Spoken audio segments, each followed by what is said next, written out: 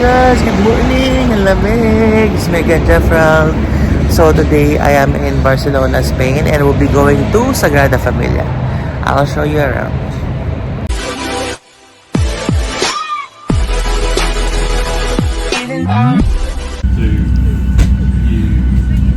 Morning! We're going to Barcelona and taking around airport today. There are 4 main doors, 2 at the front of the cabin, 1 left. Thank you for choosing to fly with us. It has been a real pleasure having you on board. For all of us on board, thank you. Have a lovely stay in Barcelona. Touchdown, Barcelona!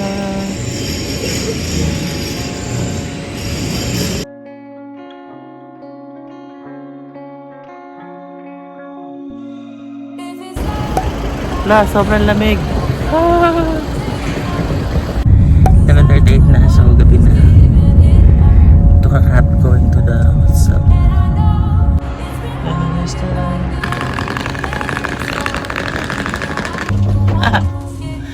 Here we go.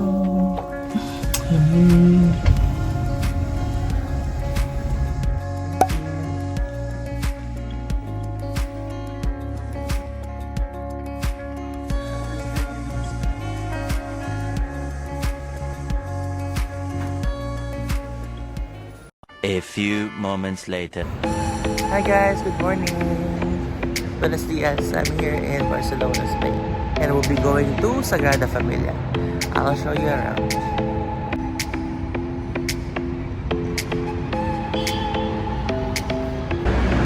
Oh, Magari. You're good to see what we like.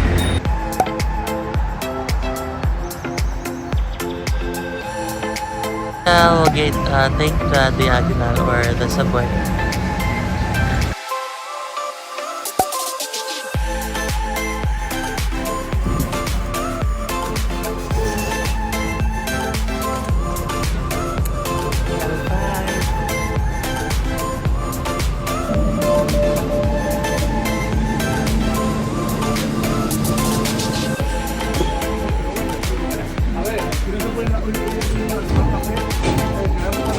Hi guys, kami sa Sagrada Familia. So, ang ginawa namin is we rode the subway train and then ito na siya.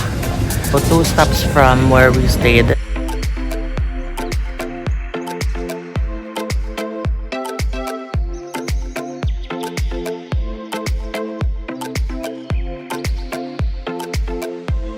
Tagal na di matapos-tapos. The architect of Sagrada Familia is Antoni Gaudi, and is a Spanish architect known as the greatest exponent of Catalan modernism.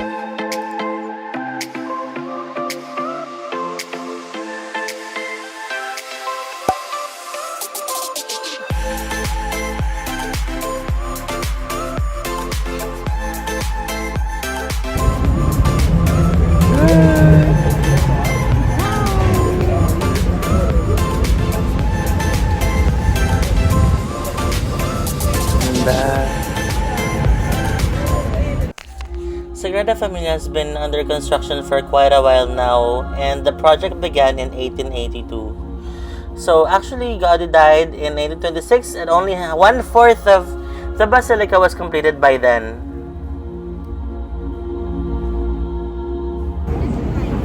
And so, let me show you around Sagrada Familia. This is also declared as one of the UNESCO World Heritage Sites. So that was 1984 that it was declared, and that's why a lot of visitors are coming to this basilica every year.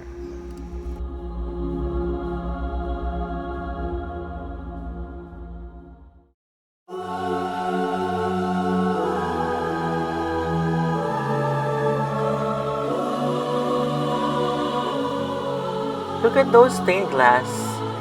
So they said that it's leaded glass, and the lead, however, doesn't only help to hold the glass in, but also an essential part for the composition.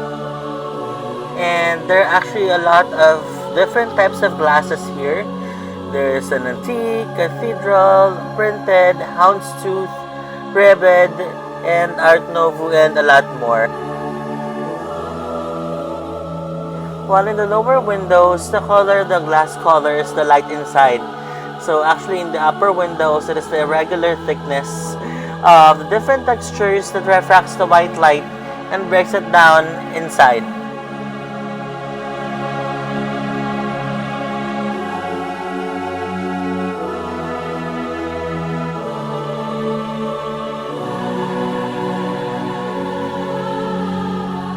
Unfortunately, I was not able to go to the towers because there were no more slots available for the day that we went there. So we just took advantage of looking around the beautiful scene that we can see inside the basilica. Anthony Gaddis said, "My client is not in a hurry," and that time, before he died in 1926, the basilica was only 15 and 25% complete. And after his death, the work continued under the direction of Dominic Sugranes Igra until it's interrupted by the Spanish Civil War in 1936.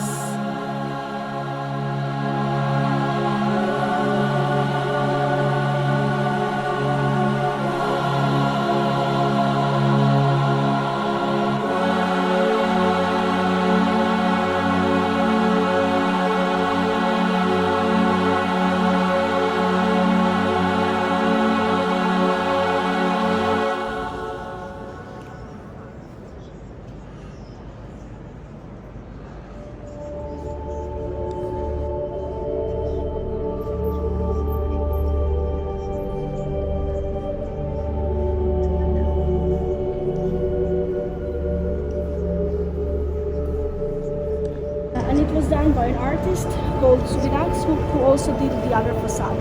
Just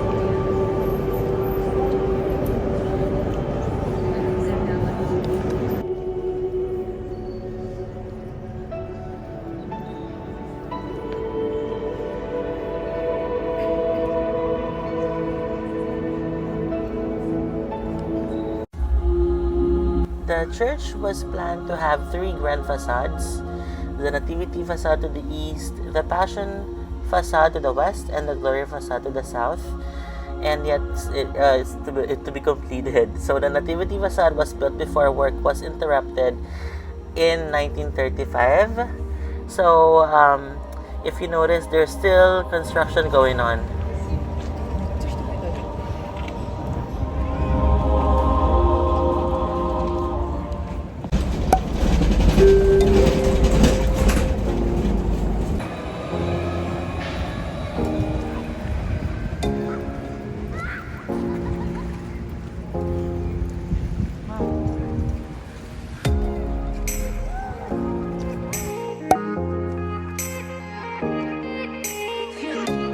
Too bad.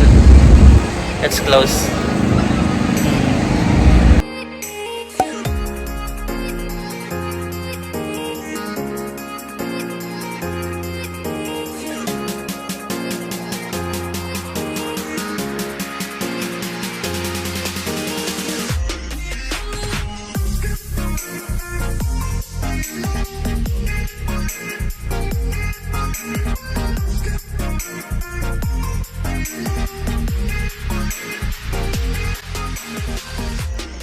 Arc de Triomphe was built on 1888 and was intended to welcome people for the World Fair.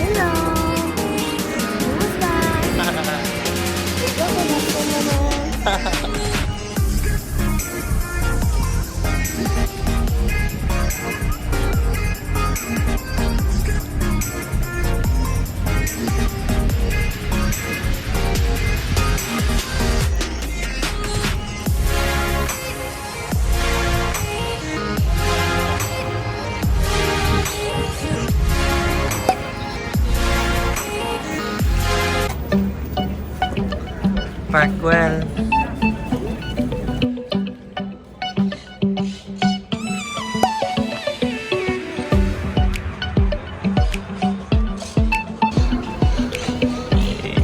Sonia Gali lived in this house for 20 years.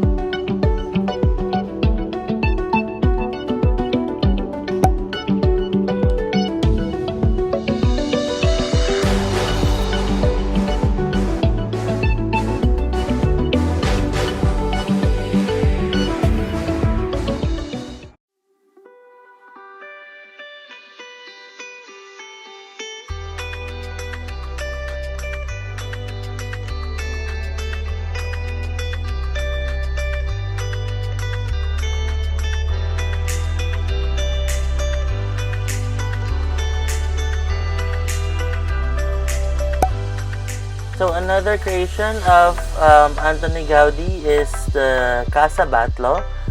So locally it is called the Casa dels Ossos, meaning House of Bones. So if you notice, like there's a skull or the images of bones on the facade of the building.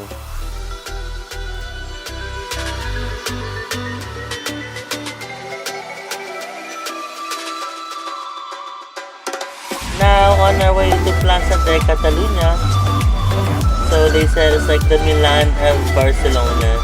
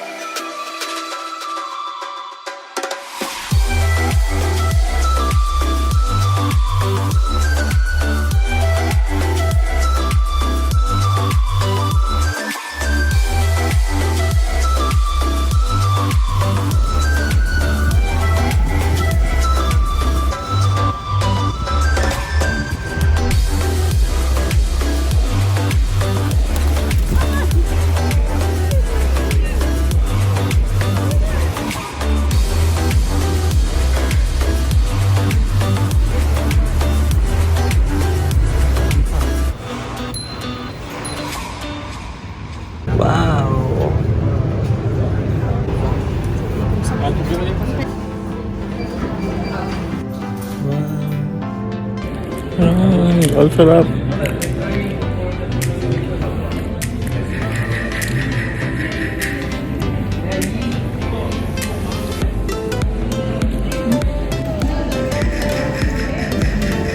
Putas.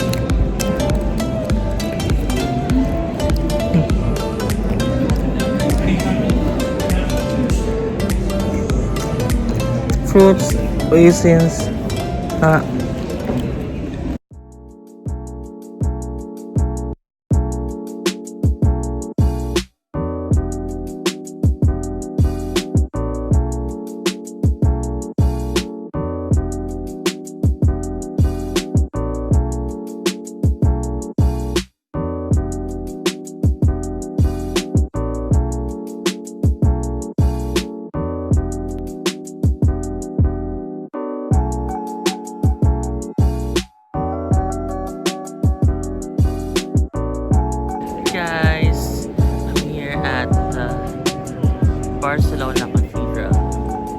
So the Cathedral of Holy Cross and Saint Eulalia, or the Barcelona Cathedral, they said is the most important cathedral because the Archbishop's seat is located here.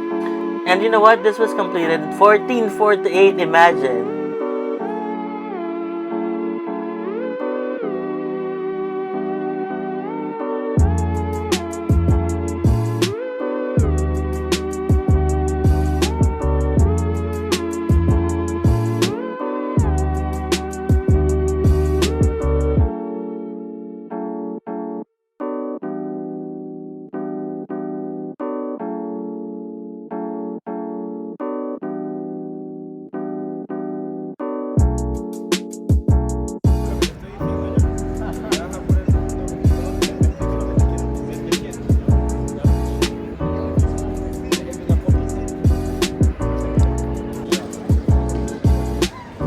So guys, that's it for today, and this is a day in Barcelona, full day.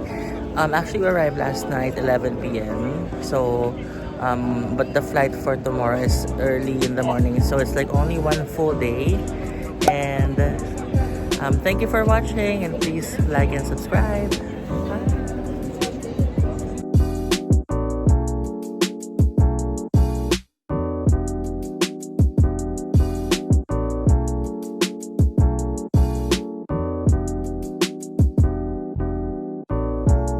Hello everyone, I'm going back to school studying here in University of Barcelona. Char. This was founded in 1450 and has over 2 million books.